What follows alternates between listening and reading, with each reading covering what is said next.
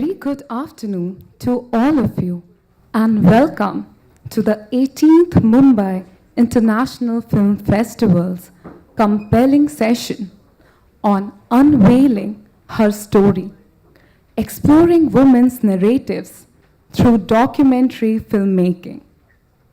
Please ensure your phones are on silent mode as we delve into the stories of women through the lens of documentaries. I am Deepa Rani, your host for this session, and it's giving me immense pleasure to welcome you all here, as today we are highlighting the significance of women's narratives in documentaries. Before we start, I would like to thank the Ministry of Information and Broadcasting, the National Film Development Corporation, and the Satyajit Ray Film and Television Institute, Kolkata. We extend our gratitude to all contributors for making this event possible. Today, we delve into the unique role of documentaries in unveiling women's stories, with sessions focusing on various facets of filmmaking and storytelling. This session will discuss how documentaries serve as a powerful medium for exploring and amplifying women's voices. Our distinguished panelists will share their journeys and insights on crafting narratives that resonate and drive change.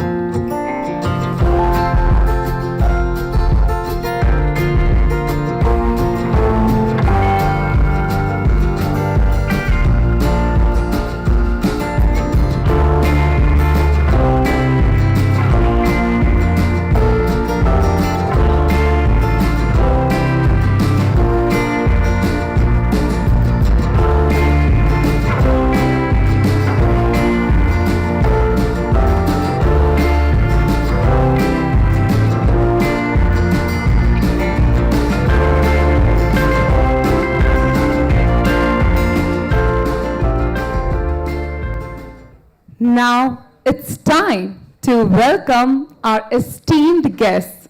So ladies and gentlemen, please join me in welcoming our esteemed guests with heartfelt applause.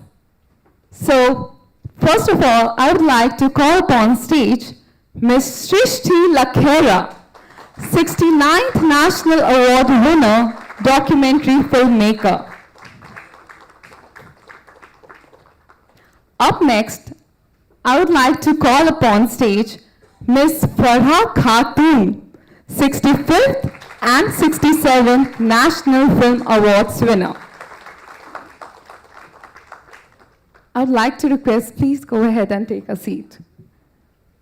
Up next, it's Ms. Isabelle Simeoni, an author, director, producer, and a member of 50/50 and CSC, Commissioning Image of Diversity. So ladies and gentlemen, please give a warm applause for our esteemed guests. And last but not the least, Ms. Barbarooah is a director, writer, actor, and a model.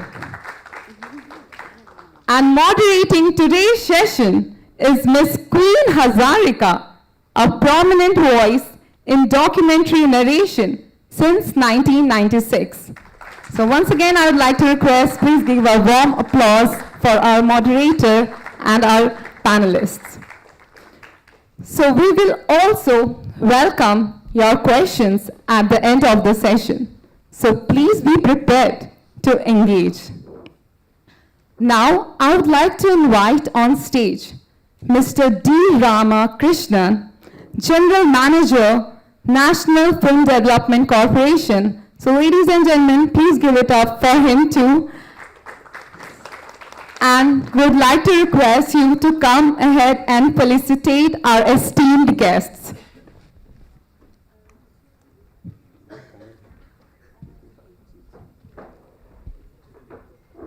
Ladies and gentlemen, तालियों की गड़गड़ाहट रुकनी नहीं चाहिए.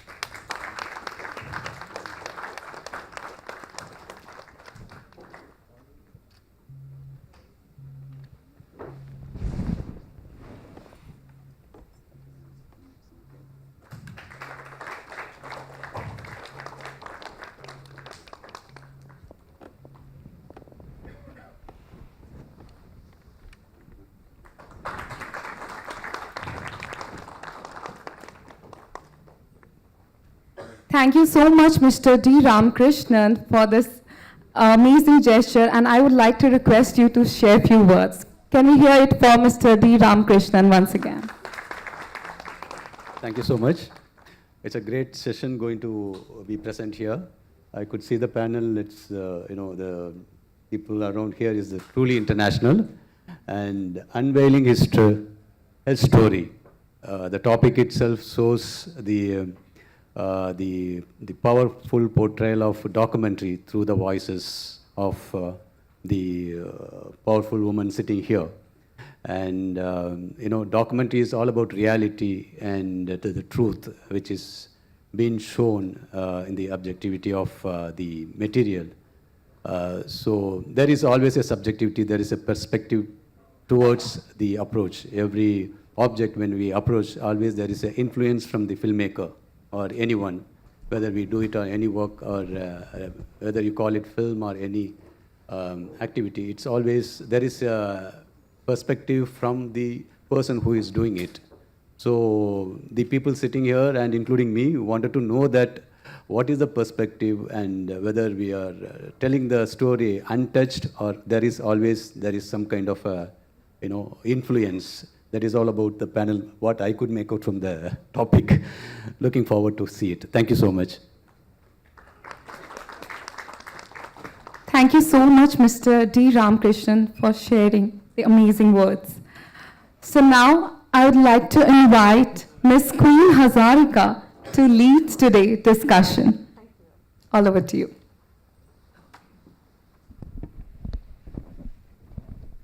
Hello. Good afternoon, everyone. Thank you for having us here. Right. So the panel's discussion today, as we already know, is Unveiling Herstory, exploring women's narrative through documentary filmmaking. Well, I would like to quote Mark Twain when he said, "Truth is stranger than fiction." And our life is all about living through different stories. Each one of us, we have a story of our own. And sometimes these stories are told, and sometimes it just gets lost in the tides of time. And we also have storytellers, like our panelists today, who document real-life stories and present it to the world through their lenses. It's a pleasure to be sharing the stage with you all, and I think we can start the session, right? Okay, so I would put across the question to Srishti first, Srishti Lakhere.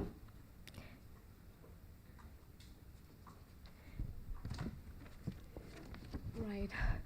I personally, I was intrigued when I went through your biodata. So you use this digital anthropology in documentary films. How do you go about it? Hi everyone, my name is Srishti and I have been making documentary till now. I'll just introduce also myself so that I can connect to who I am and what I do. Well, allow me to do that. All right, ladies and gentlemen, Srishti Lakhere is a documentary filmmaker from the Himalayan region of India, and her debut documentary features Ek Tha Gaon, Once Upon a Village, and it has won many awards, including the prestigious John Abraham Award in 2022, the Best Film and the Best Audiography in the 69th National Film Awards. So over to you. I would like to ask you the question again about digital anthropology in documentary filmmaking. How do you go about it? So again, my work is mostly in Uttarakhand and largely in the mountain area, in the Himalayan region. I'm very much interested in rural stories from my region, where I am from also. Especially in the pandemic times, when things got lockdowns happened, we weren't allowed to move around very easily. And I always have seen this, there's a stark divide which continues to be so in India specifically, on rural and urban, and the kind of access one has if you're living in rural and the kind of access you have when you're living in an urban space. But in the pandemic, I started also noticing how that divide was also happening on people who had access to online and the people who were offline mostly. So the kind of information one has suddenly, or could have access to information, training yourself. I saw a lot more of that happening in Uttarakhand, where I work mostly, in the rural areas, and especially younger people were accessing information and very specific kind of teaching themselves to do things maybe around technology, especially even filmmaking that way has evolved so much, right? With the kind of information we do have online.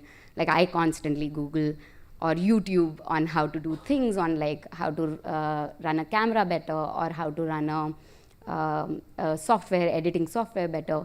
So that kind of interest that I saw, that we were moving more in that direction of our dependency on digital, on phones, on information that comes from there, which is happening a lot in rural.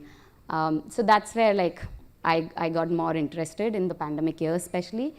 And I also did some workshops on AI and machine learning, using those softwares in your filmmaking or creating narratives. So I did I'm interested in that, so that.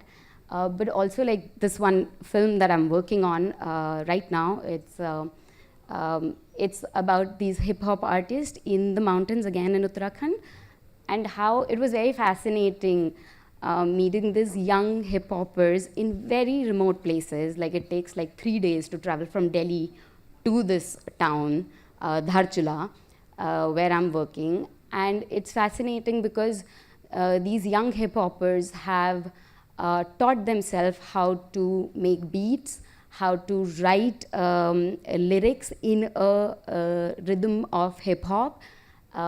They're trying to learn how to record themselves, do mixing themselves, and it's all online. They're sitting in the mountains, they're doing these things, teaching themselves.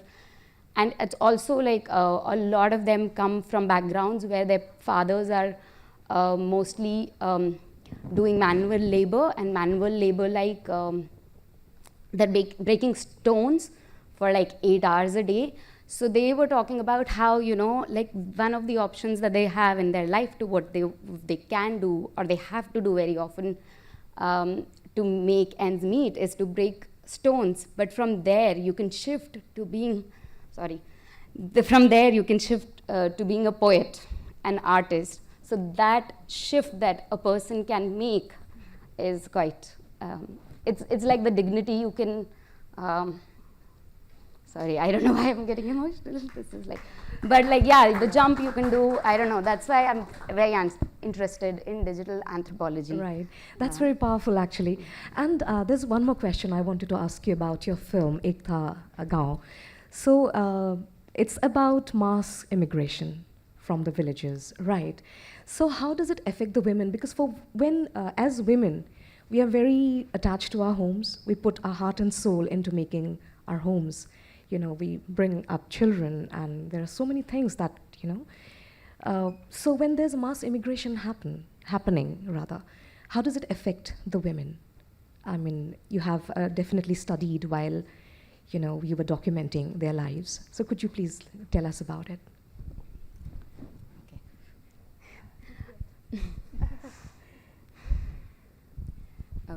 Okay, I'm just trying to come out from English. Okay. So I, again, like the film before this that I worked on, Ekta Gaon, it's a film that I, again, Uttarakhand, it's my father's village. And when I started filming it, there were only, it's a film about migration and how many people are leaving the villages in Uttarakhand. And in my father's village, there were only 7 people when I started filming it. And it is about women, and I guess surprisingly, or maybe not, most of the people who were left behind, I would say, were women and Dalits. So it is, what I found while working on that film was like the choice to be able to like choose maybe going into city and having that access to the city of like maybe employment and education was a lot more to privileged men, and the rest were left behind. So women being definitely the people who were left behind and were like, had to live through the difficulty of like not having access to making employment and earning your own money was always like a very strong thing I heard, that women were like, I want to earn my own money, but that was not allowed. Like they had to just like keep raising children only, or doing farm work only. So to not have that choice to be access the other was very often they were devoid of it. So yeah, thank you, Srishti. Ladies and gentlemen, I would like to introduce Farha Khatun now. So she's a filmmaker and an editor from India. And after receiving her professional training in editing from Kolkata's Rupkola Kendro, she worked and traveled throughout India, and understanding firsthand the everyday challenges of gender, patriarchy, religious and other forms of chauvinism. And through her documentary, she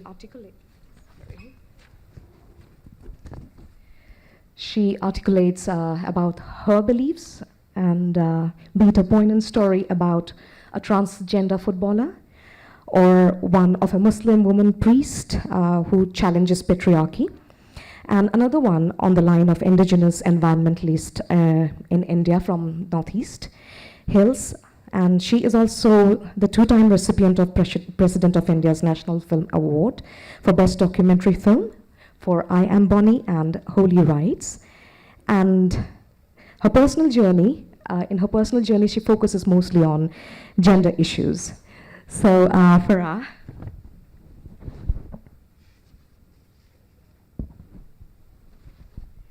The first question which I have for you is, what inspired you to document these stories? Especially Bonnie and, the Muslim priest is what I'm intrigued about.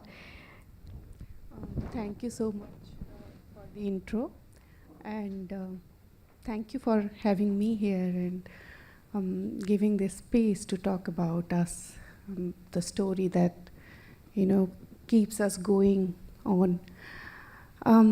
So for me, it's the everyday life that I was seeing around, and how women especially were suffering out of this.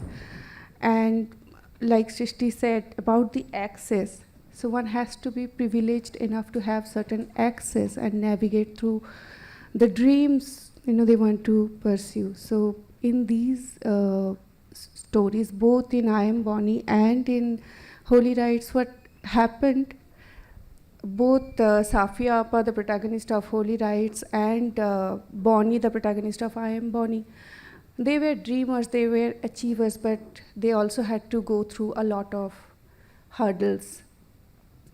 And that is very inspiring to learn from them. And also when you see that a woman like Safia, who is around 60 years old, and she's trying to dream something and trying to achieve something for, trying to raise her voice against the oppression that is happening against women, that is, I think, something very inspirational to me, because I also come from a background where I have seen these things happening around me. So that's why, these stories, these people are, I felt very important to continue to be with them, live with them, learn from them, and also unlearn the things, that is not needed maybe. So that's why, I went along with them, more like living with them, their life and learning. Yeah. Thank you, Farha. I would move to Isabella now. So, ladies and gentlemen, Isabella is an author. Isabelle Simeoni is an author. She's a director and producer of documentaries. She is a member of 50/50 and CNC Commissioning Image of Diversity. She developed a strong passion for arts growing up in Corsica. Isabella earned her undergraduate BA in Arts and Communication at SF College in New York, and she completed with creative writing for films in New York University. Isabella, my question for you.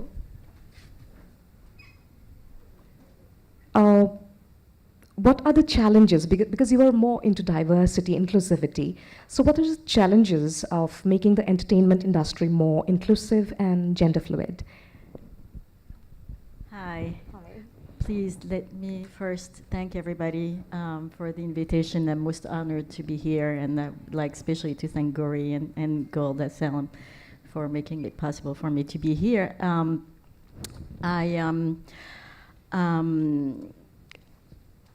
My main focus is women issues, gender issues, and inclusion, and I believe these are hand-in-hand struggles. The film that I've been directing and producing for a few years, mostly directing now, are really about trying to find ways to bring these issues to the biggest audience. And these are, when we started working on this on these issues with my co-authors or co-directors. Sometimes I do film on my own, sometimes I co-direct. But what we realized is that no matter where we looked at, the struggles, the difficulties, and the means to achieve progress were the same wherever we looked at. Either we, the last film co-directed with Aïssa Maïga, who is a very famous French actress, was about the absence of visibility of women of color on screen. So we travel through France, of course, but also Brazil. We went to the United States.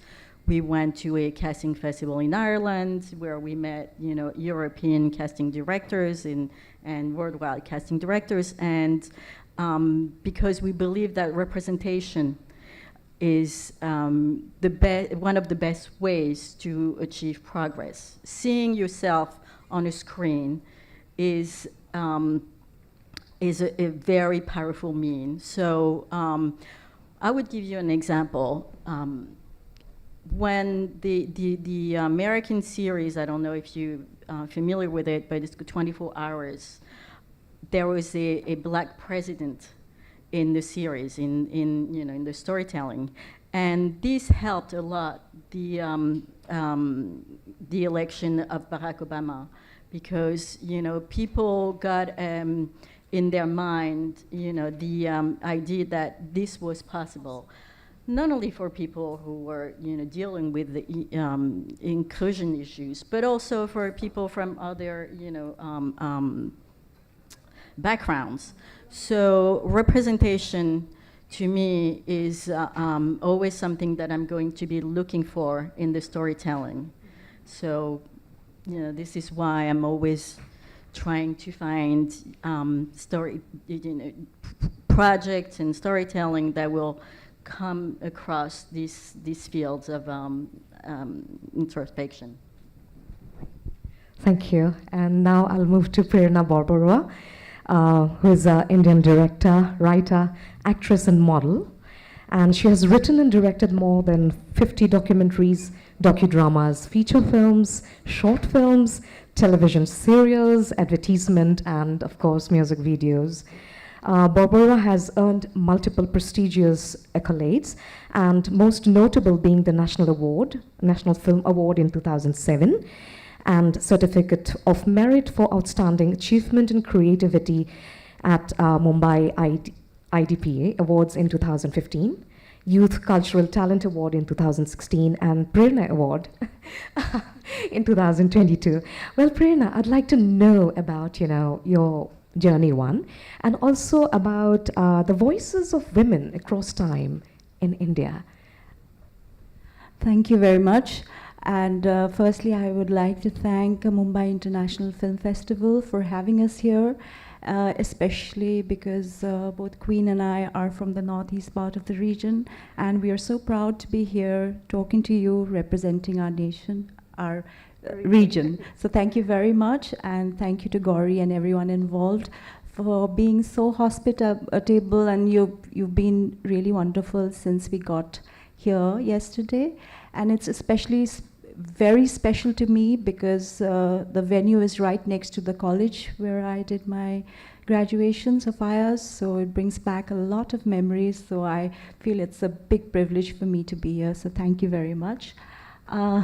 Thanks. So you wanted to know about my journey As a filmmaker. Journey as a filmmaker. And how do you give life to the voices of women? Right. Yeah. So my journey is one where I grew up in a film family, actually. My father was a producer, so I ran around the sets of feature films being made, and I sort of was running amongst the biggies of Assamese film, not knowing that probably that was a time a germ was implanted in my brain that maybe I should go into this field. And most of the people in our Assamese film industry, they thought that I would go into acting, but I always wanted to be behind the camera. So when I came to Bombay and then I was in Xavier's Institute of Communication, I did my film and television. So I always was more comfortable behind the camera, and that's where I think the greatest satisfaction came from. So I started working in non-fiction in terms of I was in New Delhi working with renowned journalist Karan Thapar. So I worked with him and learned a lot about editing current affair programs. And post that, I decided to go back to Assam and started independently making documentaries. This was in the early 2000s. And as you all know, that Meghalaya is our neighboring state, and Shillong, a beautiful, beautiful hill station, is just 2 hours drive from Guwahati, and it's almost the most favorite place to go to for everyone living in Guwahati. So we always used to travel to Meghalaya during our holidays, or any excuse that we could find of it's too hot in Guwahati, let's go to Shillong. And what intrigued me was the society there. Meghalaya's people, most of the Senkhasi group, they are a matrilineal society. So that was very intriguing because, well, as a little girl, we have been brought up in a patriarchal society where your father is the head of the family. And here we see that after marriage, the boy is going and living in his wife's place. So that was really fascinating for me, and I started questioning very early on just the how, how is it possible? So that was the idea, I guess, which I wanted to explore for my first film, first independent film, though I had made other films which were more to do with tourism and culture and stuff. So this was very close to my heart, and I sort of researched it for 2 years, and I shot the entire film for a year. And I basically covered the various aspects of the matrilineal society, the birth, an actual marriage, and a death ceremony, and with characters of the family and what do they represent, what are the roles of the various members, like the husband, the youngest daughter, and the maternal uncle. So they have very significant role to play in the family structure. So it was very interesting, and I ended up with 36 hours of footage, and I had to bring it down to 36 minutes. It's always a struggle, but yeah, one had to do it. And it was, like I said, it was very, very satisfying. That is where my journey really started off. And you want me to talk about the other aspect? We will go there. So your film was The Spirit of the Graceful Lineage. Yes. And that won made you win your first national award, National Film Award in 2006. It is wonderful that you do something out of love and sheer curiosity of the subject, and then you get awarded. Like, it's so humbling. And I was very young that time. In fact, I was pregnant with my first child, and there I was sitting next to Amitabh Bachchan and receiving the national award. It was like a really big thing for me, like a big kick. And yeah, it's wonderful. And things like this happen, and like they give you that extra push to keep going and make many important films which don't find a space, and issues which need to be talked about. And then you got to do it as a woman filmmaker.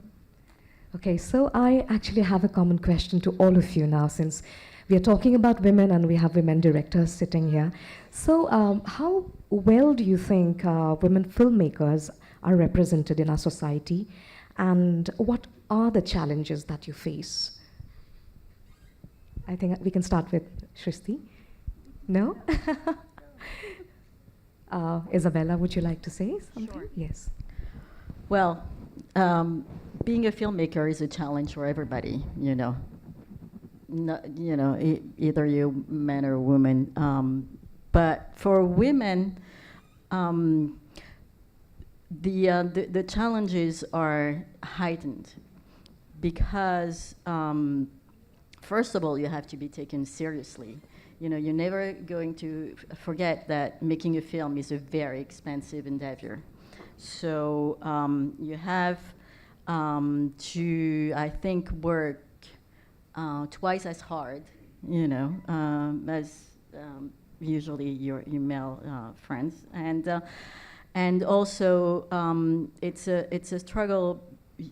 Also, I think, because usually we're looking for subject matters that are a little bit more challenging for the. I'm talking on my behalf, and dealing with broadcasters in France, in particular. It's always more difficult because the fear that they have that, you know, your film is not going to reach an audience big enough to, you know, to make either right financial impact or and a communication impact. So yeah, in that regard. And then, you know, you're on the set, and it's also a challenge because you have to make everybody confident. So you have to find the confidence in yourself, and then, you know, you have to, when you're a filmmaker, you're always answering questions. Everybody has to, you know, to make sure that you know what you're doing. You have your film in your mind, you know where you're going, you know what is going to be the end, you know, project. So you have to bring this confidence to your team, and it goes on and on. So for many reasons, you know, for women, it's always going to be, I mean, I'm hoping that, you know, the new generation will, you know, will get validation from us and from, you know, older generations. But I do believe that it's going to be a long struggle for women filmmakers to be professional and to bring the kind of subject matters that, you know, we want to see on screen. So yeah. Thank you, Isabella. Yeah, Prerna, would you like to say something? Okay, Farha, I would like to hear it from you too, because you have touched sensitive subjects, I believe.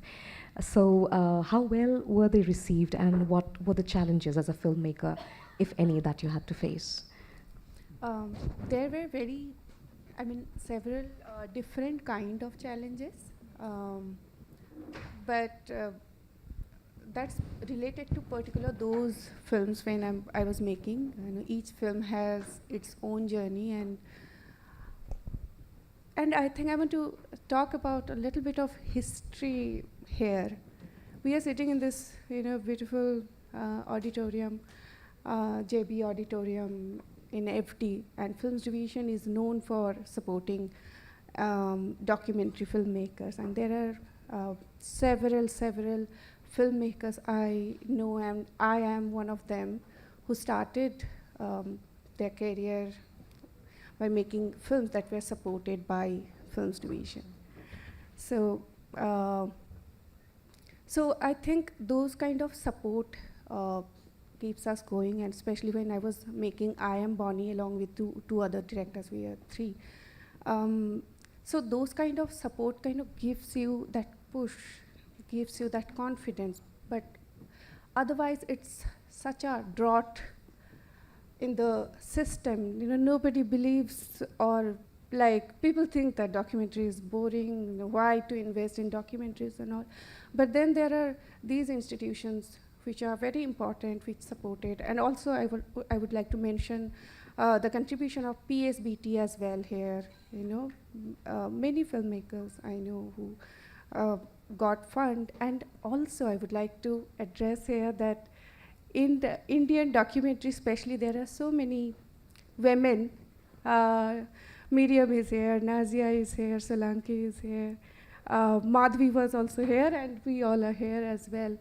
So when you see many voices who understand where there is a similarity, and you all come from almost same background, a little bit here and there, but your journey as a woman growing up in the same society kind of gives you that kind of, you know, camaraderie to share the space, share the burden, and that's where I think we all learn from each other. And I always had great support from the other women filmmakers. I reach out to Miriam, I reach out to Nishtha, I reach out to everybody, and they are very humble, and you know, they support you in your writing, they see your cuts and, you know, suggest you.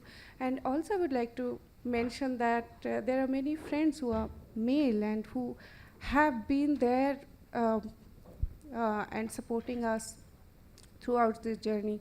Bishwajit Das is here. He was my associate director in Holy Nights. He's just hiding there. So it's a it's a journey together. You know, we all need to have each other by our side to go on to understand each other's vulnerability, to understand each other's strength, and to use that in our storytelling. I think that's what keeps me going, at least in this otherwise, not so happening industry. Okay. Okay, all of you are travelers, you're digging into stories, you're researching, you're trying to learn about, lives that are inspiring. So is there something which is universal amongst, your subjects, the women that you meet? This is a question for all of you, since you're travelers and you're storytellers at the same time. Srishti, would you like to say something about it, please? No? Or yeah? I am a traveler in a lot of senses. Sense. But could you please repeat the question? Is there something universal, amongst, within the women's lives that you meet, when you are researching or digging into a story or trying to learn about it? So across geographies, is there something universal? So I would like to say that I'm interested in gender and gender diversities, and that's where storytelling is. I'm very interested in that. But yes, there is a universality when it comes to emotions in pretty much all the genders, and that's where I think for me personally, the biggest award is when somebody watches your film and they come up to you and they're moved. Their heart felt what your person, woman, non-binary man was able to communicate, and all the barriers are broken. That is the universality I think all of us strive for. Yes. Yeah. Yet I would like to hear from you, Farha, you too, if you can say something about it.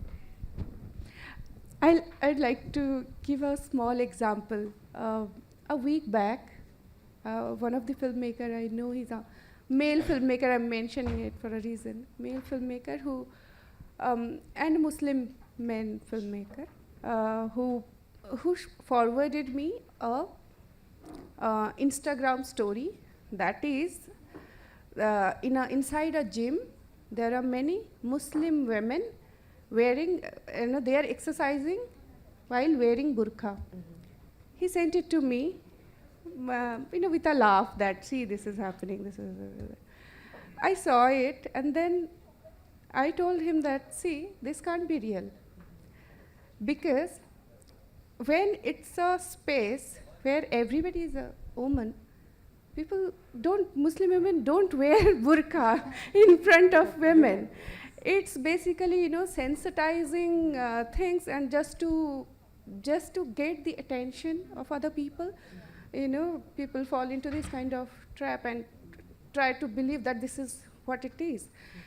But when I check it with another woman, friend of mine, she also understood. It can't be true.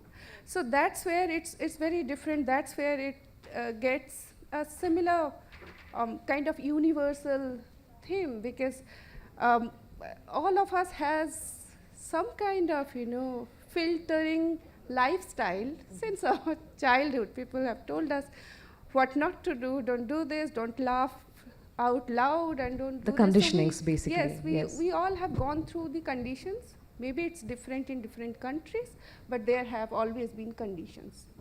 So that's where I think our storytelling or our traveling, where we can connect with other women, and that's why it's universal.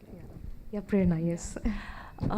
So here I want to talk about, since ancient times, actually, when historians look at the women mystics and how they express their thoughts, they felt that their verses came from experiences. So they talked a lot about,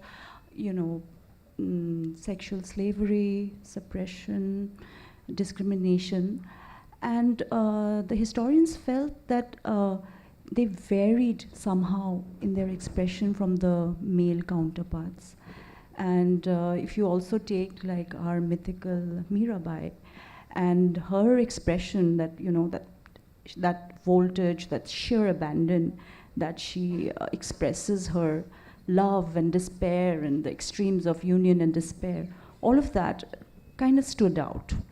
And later on also in the Bhakti movement, that also saw a lot of women, because here you had women who did not need to take the aid of a pandit or a purohit, that's a priest, to express her devotion. So she had the freedom to seek divinity on her own. And then later on in the 70s and the post-emergency period, amongst all Indian filmmakers, we saw a rise in questioning, sometimes questioning the state too. And there we saw a significant role played by Indian women filmmakers. And in 70s and 80s, we had Deepa Dhanraj, who talked about the family planning program. Then we had Sabha Dewan talking about marginalized female artists. Then Mothers of India by Vibha Bakshi. She talks about a rape victim. So basically what happens is we started having women who are trying to find a space. So I would like to mention here about an interesting concept which was explored by Laura Mulvey. She's a British film theorist. So she explored the term male gaze. So what do we know about male gaze? It's, to be very simplistic, male gaze is when there's a certain objectification of the female form for the pleasure of male viewing. That's like the generalized term. So later, we had an Australian filmmaker, Lisa French. And she wrote a book about female gaze in documentary filmmaking. So now female gaze is it's counter-narrative to the male gaze. So it's not what one would think, because with the female gaze, we are sort of, we have the responsibility. It's almost nurturing. So we have the responsibility to bring out issues or topics which never found voice, which probably were either ignored or not even known by their male counterparts. So this, this different explanation or the exploring by Lisa French is very interesting about the female gaze, where as women documentary filmmakers or filmmakers as such, we take this responsibility either consciously or on a subconscious level, that we want to speak about gender equality, inclusivity, violence, domestic violence, lot of topics which of course now have found the light of the day thanks to all filmmakers. And also here I think the advancement of video technology also helped a lot, because when there was advancement, then you had smaller crews and the equipment became smaller. So when the equipment and the crew is smaller, a lot of people, a lot of women, like the girl child or sexual workers or domestic workers, their stories could be told easily by, and that is what happened. And of course, we have Nishtha Jain's Gulabi Gang in 2012, which spoke about this great group of rural women in Bundelkhand, and they rose against gender violence. So a lot of films, started talking about women, and that's again the female gaze, I think, that we want to speak and we want to tell the story. Our narrative is that of finding spaces for women and also issues which never got a chance earlier. So I think we are privileged that we are here today and we can be, the torch bearers for certain issues, like all of us have, our distinct panelists have been. So yeah, we're lucky to be living now and making films and watching films now. Couldn't agree more, Prerna. Well, Isabella, your thoughts about it, please. Well, you've summed up very much what I think. I would just say that, in terms of universal subject matter, I think a film has to be a good storytelling. And, good storytelling is about, a good character and a lot of emotions. And if you can have those two strong pillars to your story, then no matter what kind of storytelling you want to have, you will find anybody around the planet who will understand, at least. Maybe they'll be curious, maybe they'll be discovering something, but in terms of feeling, they will understand the struggle, they will understand the fear, they will understand the love, they will understand what is universal in between us humans. So I think, this is also why filmmaking is such a powerful tool, and this is also why it's always so difficult to find the means to do, to do your films. And in some area in the world, it's impossible for men and women to achieve, these careers, because people understand, how much difference you can make. I do believe in the colibri concept, one drop at a time.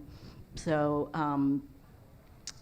in terms of going for the universal concept of trying to talk to the largest audience ever, I think the clearest you are, on what kind of,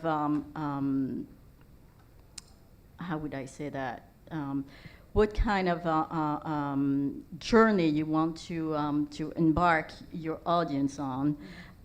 Either it's about a trans character, it's about a soccer player, it's about a doctor. The emotions, the thing that your character is going to go throughout your narrative, this is where the universality will come through, and this is how films can travel all over the world. So I do believe that this is always the key that we have to look for when we try to tell a story. Right. Thank you. Can I add a line? Yes, here? please.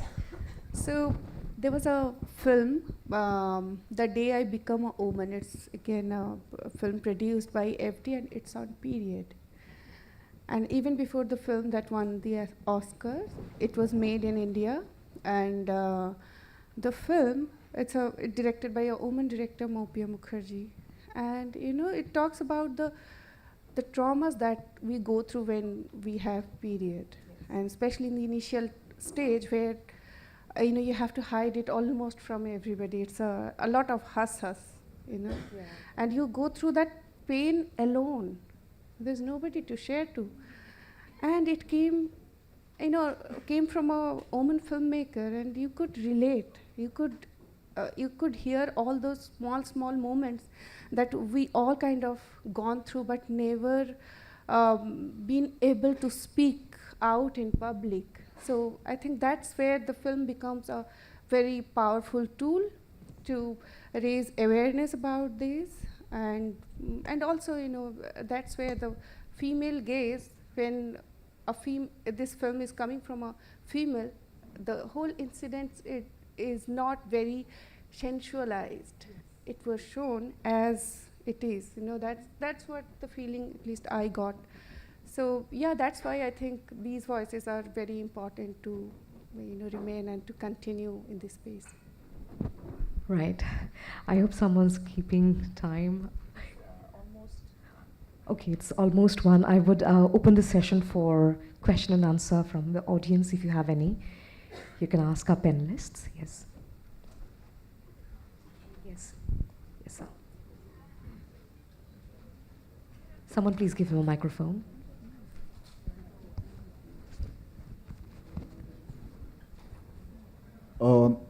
Ma'am, I was listening to you, and can you just tell me that women down the ages, haven't women giving women so much empowerment, hasn't it increased lives nominal? I mean, women are these days, I just feel all over the countries, down the ages, I know that you have been suppressed and all that. Now sensitizing yourself or coming out with your issues boldly and all that. Like everything was behind a veil and people were speaking to their family members about certain issues like menarche or pregnancy issues and all that. They were hiding, they were just speaking within the woman, or if they had somebody to be caring, a mother or a mother-in-law, whatever. Now the women have come out very boldly and they are trying to take the men's job. Do you feel as a man is suffering because due to these reasons, there's lots of conflict and fightings happening? When the planet, what sort of a planet are you talking about? The planet supposed to be peaceful relations between the wife and, now the wife is earning more, she's trying to grab everything, she's trying to dominate a man. Where does the man lie now? I mean, he's seeking extramarital affairs because he's not... Hi, sir. Hi. I'm a feminist, and one of my real interest is to talk about masculine toxicity and to educate myself, my fellows of various genders and men of the harm that toxic masculinity is doing to them. So that is perfect, ma'am. I just understood you very wonderful. But I'm sorry to cut you here. Just a minute. What I meant to say is that everything out of limit, it's bad. Both the men and the women are equally to be blamed for any sort of... Prerna, ma'am, are you listening? Yes, we are. Because you're so mature in your relationships, you have made so many documentaries. Yes. I just feel as a wife also you have had a very meaningful relationship. I'm a single mother, but that's all right. Perfect. I want to Sure. give a small example to you. I understand your concern, sir. I think men are feeling threatened by the women working in the industry. Is it what you are trying to say? I just feel everything has gone out of place, out of limits. Both the men and women have to be equally to be blamed. Do you use trains to communicate to commute? So in a train, let's say there are 12 dabbas in the office time, and there are 1 or 2 dabbas of women. Are you talking about the AC train or the general local? General, local, whatever it is, I'm telling you. I think. I understood your question very well. Farha, I think the first gesture as a decorum is to be a good listener. Okay, I would really appreciate if you could just listen. No, I'm still talking and you're interrupting me. I sincerely apologize, but I would like you to please first listen and then respond. Okay? Thank you so much for all of us being here. Yes, Farha. Thank you. So in this 12 dabba ka train, there are 2 dabbas that are dedicated to women. Still, I could fit in. I could get in those dabbas, but in the male compartments, I could never get in. And I could never even try to get in. It's so full. So do you think, I'm talking about the office time, trains. So do you think still men are very threatened that women are taking all the space? I don't think so. It's very visible. It's everywhere. If you don't mind, I just would put my grain of salt. I believe in education. I think, an educated person is always a better person to deal with. I think maybe you need to get more educated on our subject matters before you think, you're making statements about, how we can, because it was very difficult to follow you through your train of thoughts. But if I understood well, you think we're trying to dominate or something.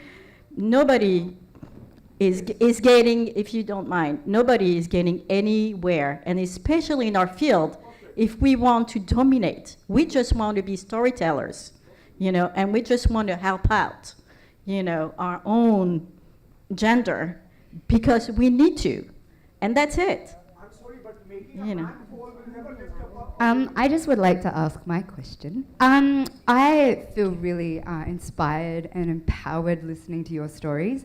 I'm from Australia, and I find when I learn about India and how they do talk about domestic violence, they really want to bring it to the forefront to address these issues that women experience, which is exclusion from the economy, violence, rape, all this kind of stuff that we don't want to talk about that's happening. And it happens in Australia. Sorry if I'm just talking, I'm just a little bit shaken up by some comments that we've had in the room. In Australia, we like to repress it. We like to push it down, pretend that we are so much better than other countries. So I really respect India and that voice that they want to bring up. Now, I would like to know, have you had any experiences with looking at females and the violence that females experience in the criminal justice system? And what is your experience on those issues about seeking justice in India?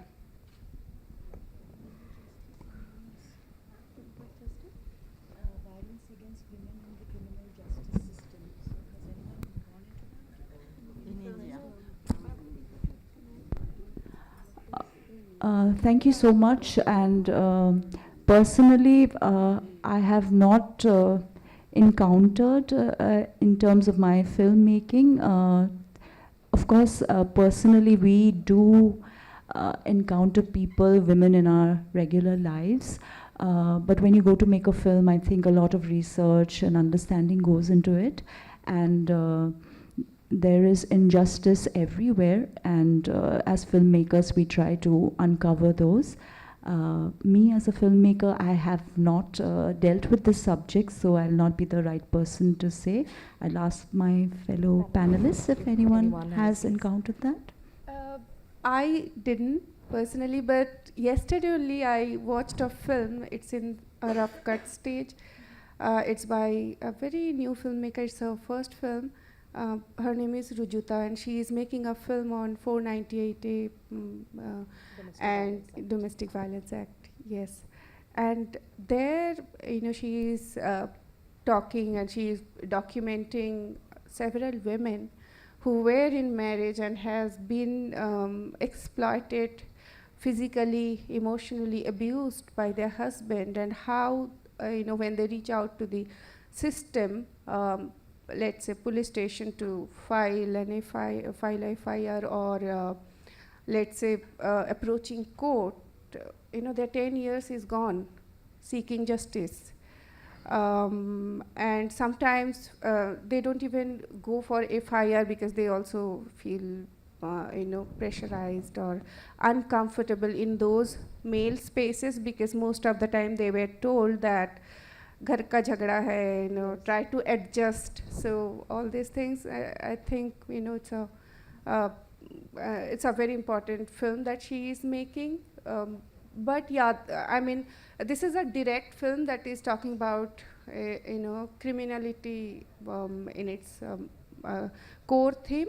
But there has been several films that has dealt with the law and how women are getting affected by it, but in nuances. It may not be the main thread of the film, but definitely there has been a lot of films. In layers they have covered it. Yeah, Miriam. I'd like to add to it, actually. We as Indians, I speak for us, okay?